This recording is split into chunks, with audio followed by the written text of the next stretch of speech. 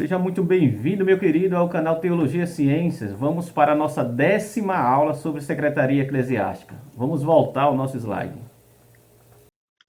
Documentação da igreja, termos LGPD. Pronto, aqui eu vou até me organizar aqui, porque aqui é uma das cerejas do bolo. Aqui é um ponto importante que você precisa ter muita atenção, principalmente se você é um pastor. Se você é um pastor de congregação, presidente, seja lá o que for, meu irmão, dê muita atenção a essa documentação aqui.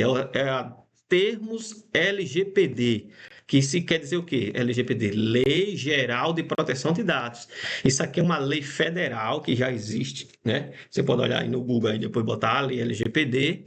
E que documento é esse? Documento que descreve a lei do governo federal que protege os dados dos cidadãos brasileiros. Documento que descreve a autorização dos membros para a igreja tratar os dados, documentação e direito de uso de imagem dos membros da igreja obedecendo à lei LGPD, certo? Então, como funciona isso? Vamos lá. Vamos destrinchar isso aqui de forma detalhada para que você fique atualizado. Isso aqui é de vital importância que todo pastor ele tenha o seu termo LGPD já formatado, feito tudo direitinho. Vamos lá. Termo LGPD. Quem deve assinar esses termos? Documento, termo de confidencialidade e não divulgação. Vamos lá. Quem é que deve assinar esses termos?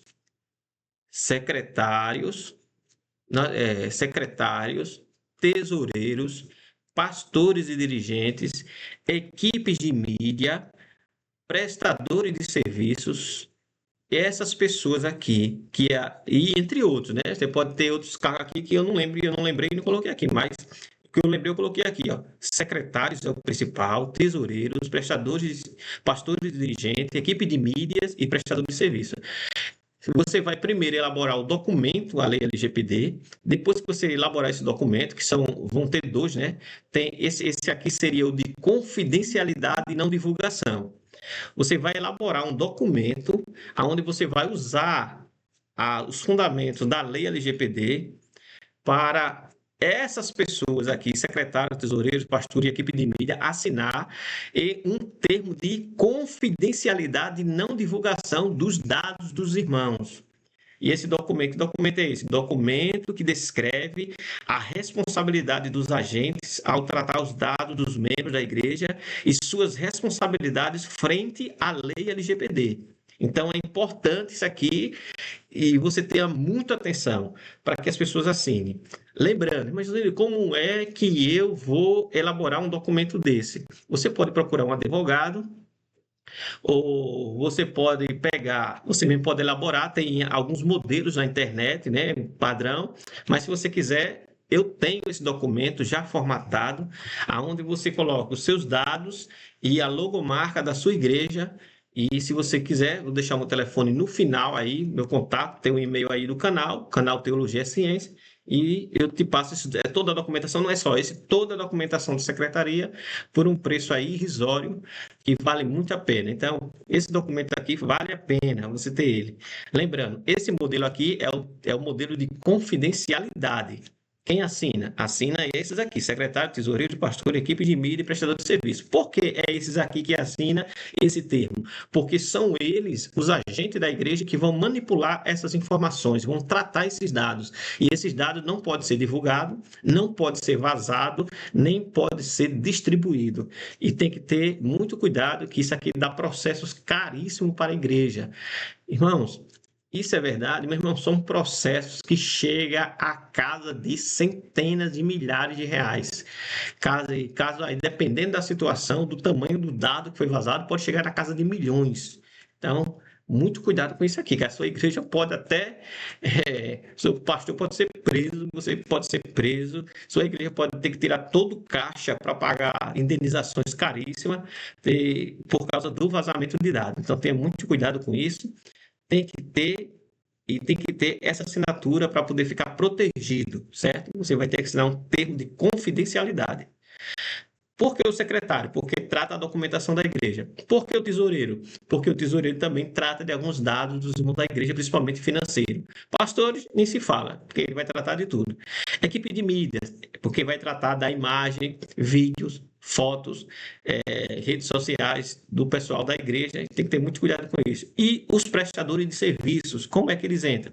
Porque os prestadores de serviços também vão ter acesso a alguns dados dos irmãos e, por exemplo, e eles precisam ter esse termo assinado para ele não divulgar. Por exemplo, você tem uma rede, uma rede de backup na sua própria igreja, ou até um computadorzinho simples, mas está lá os dados do irmão, as fichas, está lá os registros, está lá tudo. E aí vem um irmão para fazer uma manutenção no computador, e ele vai ter que acessar toda essa informação.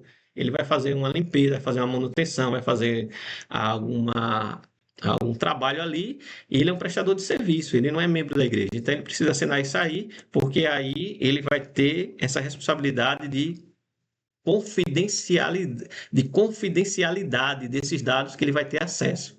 Entendeu? É para isso que serve. Aí você está resguardado dentro dessa situação. O segundo documento, o termo LGPD, quem deve assinar esses termos? Esse aqui é o segundo. Esse aqui é o documento. Termo de consentimento para tratamento de dados. Quem assina esses termos? Os membros, responsável pelo menor de idade e os congregados. Que documento é esse? Documento que descreve a autorização dos pais ou responsável legal dos membros e os próprios membros para a igreja tratar os dados, documentação e direito de uso de imagem dos membros da igreja obedecendo à lei LGBT. Como funciona isso aqui? Esse documento, diferente do outro, que é de confidencialidade, ou seja, os irmãos vão tratar os dados, esse aqui é a pessoa que fornece os dados.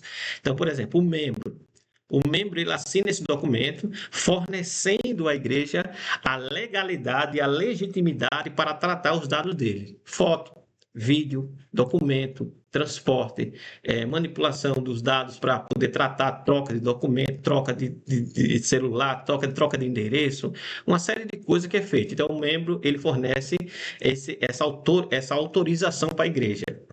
Responsável pelo menor de idade. É a mesma coisa do membro, só que nesse caso aqui é o responsável pelo menor. O menor de idade vai descer as águas, ele vai passar a ser membro da igreja. Está lembrado que na aula anterior a gente falou sobre o termo de responsabilidade de batismo? Ele autoriza o menor de idade a descer as águas. Então, ele também tem que autorizar a igreja a usar o direito de tratar os dados desse menor, como também o direito de imagem, postagem nas redes sociais, vídeo, foto, etc. Então, a igreja precisa estar protegida com relação a isso, porque já há casos no Brasil onde igrejas sofreram processo por causa disso. E o outro são os congregados, que é a mesma coisa dos membros, né?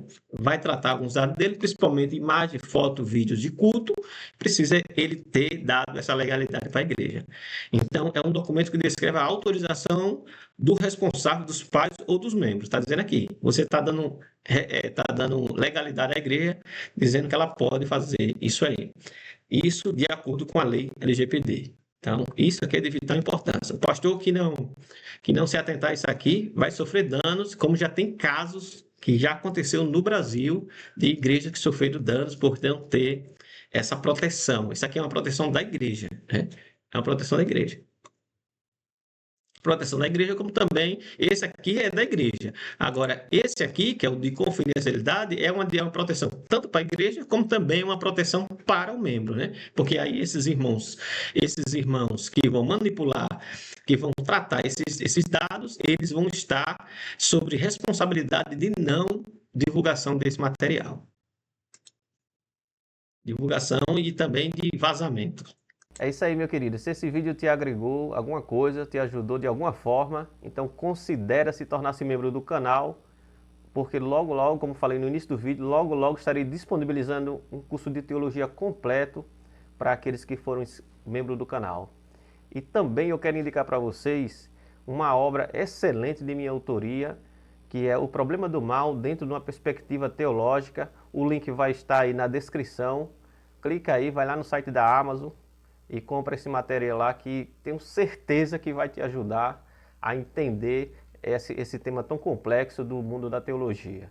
Então, muito obrigado, Deus te abençoe e até a próxima aula.